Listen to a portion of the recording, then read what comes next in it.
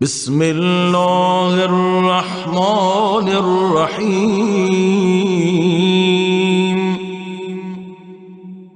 اللهم اجعلني فيه من المتوكلين عليك،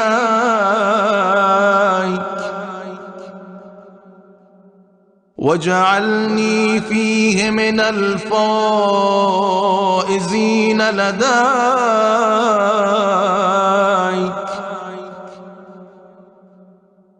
واجعلني فيه من المقربين إليك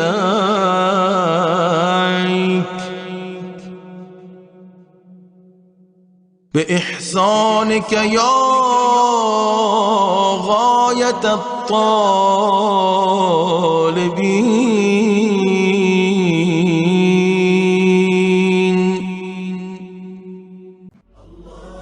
اللهم صل وسلم وزد وبارك